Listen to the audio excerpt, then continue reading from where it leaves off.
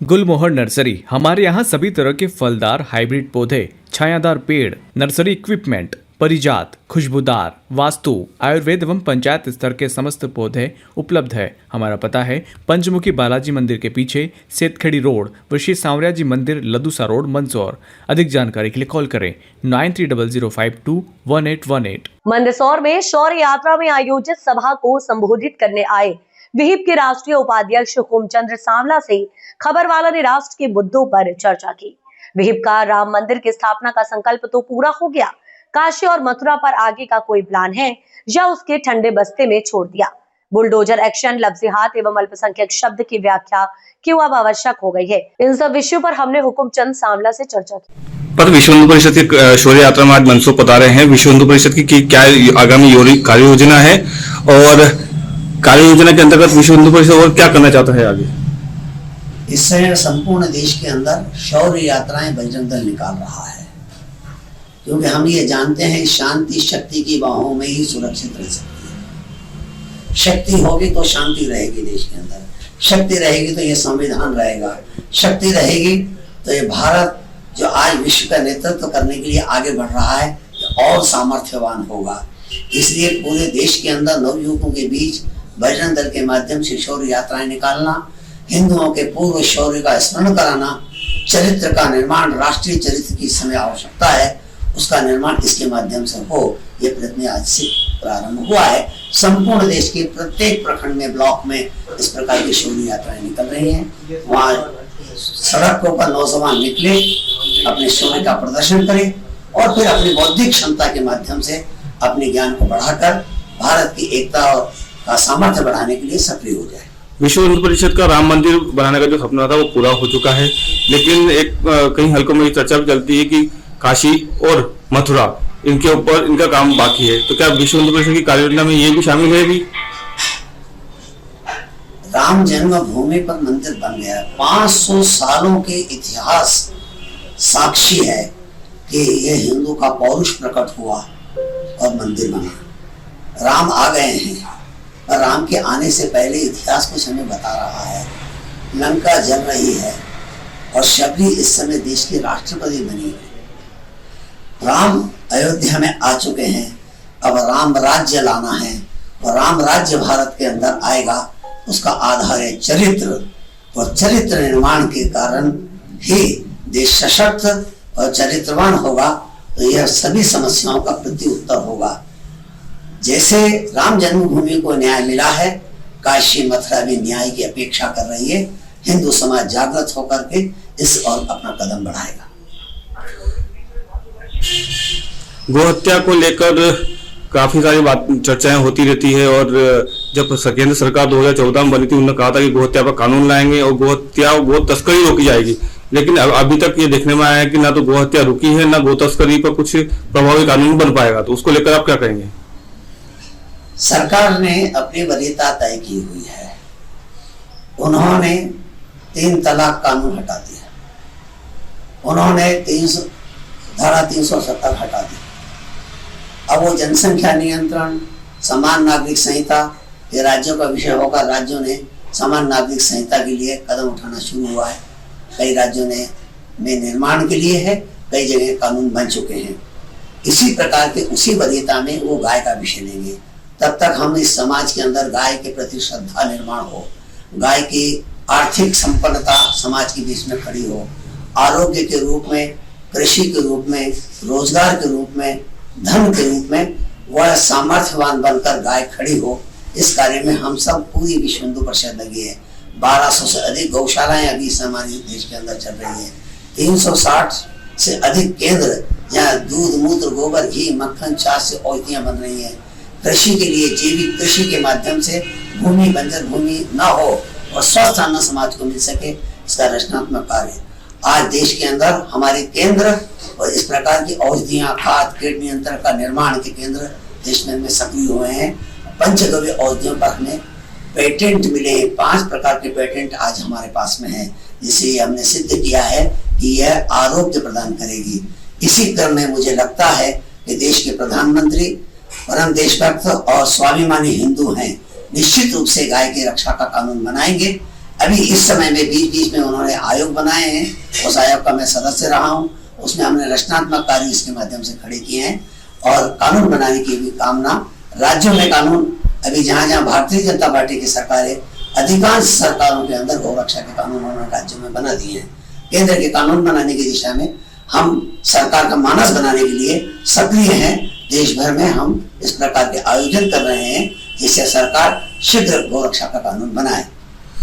एक और सब थोड़ा विषय भी वर्तमान में चल रहा है, लव जिहाद का है। पूरे देश भर में कहीं न कहीं ऐसी बड़ी बड़ी घटनाएं देखने को सामने आती है, उसको लेकर विश्व हिंदू परिषद क्या कर रहा है?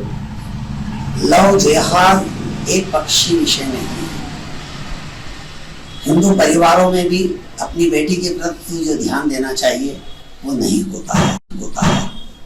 जो लोग इसे एक षड्यंत्र के रूप में इस देश के अंदर चला रहे हैं वो देश की जनसंख्या का संतुलन बदल रहे हैं। इसके माध्यम से जो भी सक्रिय है उसको हम संपूर्ण बजरंग दल इसके लिए ताकत से लड़ रहा है कि लव जिहाद की घटनाएं न हो, और जहां इस प्रकार की सूचना मिल जाती है वहां उन बच्चों को निकाल कर लाना, उनका शिक्षण कराना और उनको सक्षम बनाना, इस प्रकार की कार्य गतिविधि उसके माध्यम से। और हम हिंदू परिवारों से भी कहना चाहते हैं कि बच्ची जब टैटू बनवा कर आती है तो माता पिता ने रोका क्यों नहीं? जब वो बाल छोटे करा कर आती है तो उसे रोका क्यों नहीं? जब वो शॉर्ट कपड़े पहनती है तो रोका क्यों नहीं? जब वो देर रात्रि में जब ऐसी जो कंपनियां हैं जिनसे भोजन बुलवाती है, जो डिलीवर करने वाला व्यक्ति रहता है उसके बाद नंबर भी आ जाता है, नाम दिया जाता है, षड्यंत्र तो वहीं से प्रारंभ होते हैं। उसे रोकने के क्रम में हम समाज जागरण का कार्य भी इसके माध्यम से कर रहे हैं।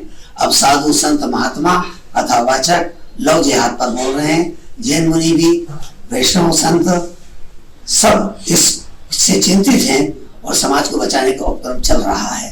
परंतु ये आधुनिकता के नाम पर जो कुछ हो रहा है उसके कारण ये समस्या खड़ी हुई है। उसका निदान करने के लिए संपूर्ण समाज सक्रिय होगा। हम अपने अपने परिवारों में अपने बच्चों के साथ सहभागिता अंकित करेंगे, उनके साथ संवाद बढ़ेगा, उनके संस्कारों की चिंता होगी।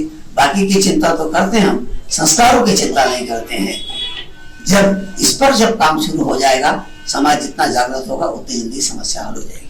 मतलब चर्चाओं में बात निकल के सामने आई थी कि बुलडोजर एक्शन पर सुप्रीम कोर्ट की रोक लगी है, तो उससे कहीं ना कहीं लगता है कि अपराध बढ़ने लगा है। उसको लेकर क्या कहेंगे आप? बुलडोजर चलता क्यों है? बुलडोजर इसलिए चलता है, अवैध निर्माण है, उसे तोड़ा जाना चाहिए। अब जो कोई लव जिहाद जिसने किया है या लड़कों की लड़कियों की हत्या की है या उनके साथ दुराचार किया है, ऐसे में एक ही पक्ष हमारे सामने आता है कि भाई उसने अपराध किया है तो उसका दंड परिवार को क्यों मिले, और न्यायपालिका का जो अधिकार क्षेत्र है यह समाज अपने हाथ में क्यों ले रहा है।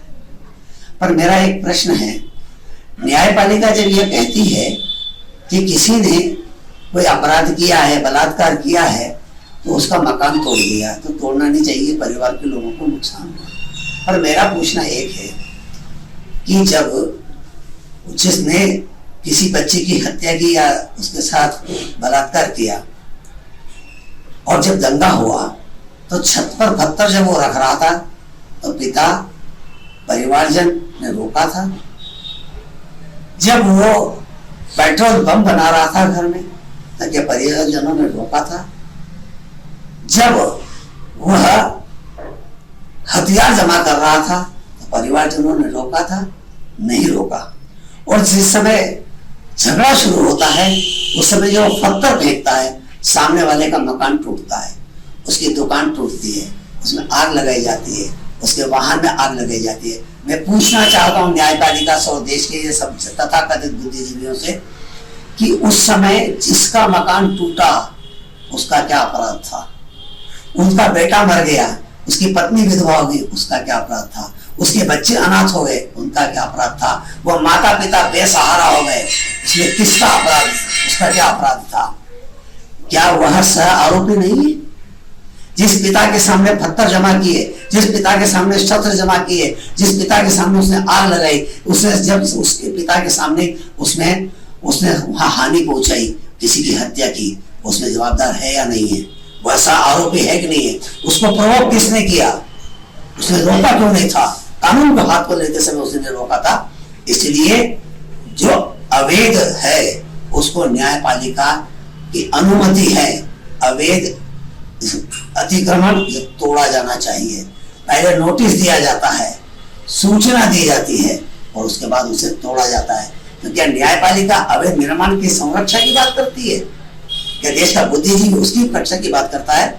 ये अन्याय है भारतीय समाज के साथ में।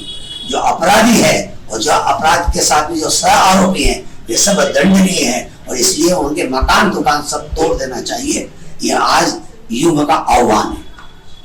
अल्पसंख्यक कानून को लेकर पुनः चिंतन करना या पुनः उस कानून को ऊपर विचार होना चाहिए, इसको लेकर भी कुछ विश्व हिंदू परिषद या संगठन का कुछ चल रहा है, क्या चल रहा है थोड़ा? राष्ट्रीय स्वयंसेवक संघ के सरकार युवा ने अपने प्रेस स्टेटमेंट में कहा कि जो अल्पसंख्यक की जो परिभाषा है इस परिभाषा पर पुनर्विचार होना चाहिए। इस 140 करोड़ के देश में यदि अगर 20 करोड़ 18 करोड़ यदि मुस्लिम हैं तो क्या फिर भी अल्पसंख्यक माने जाएगी? तो फिर पारसी समाज, जैन समाज, सिख समाज ये क्या अल्पसंख्यक की श्रेणी में कब आएंगे? क्योंकि एक परिभाषा तय होना चाहिए कि 1% से कम है या 1% है तो वो अल्पसंख्यक की श्रेणी में आना चाहिए। तो इसके बारे में उन्होंने अपना अभिमत व्यक्त किया कि सरकार इसकी पुनः व्याख्या करे कि अल्पसंख्यक देश में किसे माना जाना चाहिए। अब ये संविधान और संसद का विषय है, जो निर्णय होगा वो सभी सामने आएगा।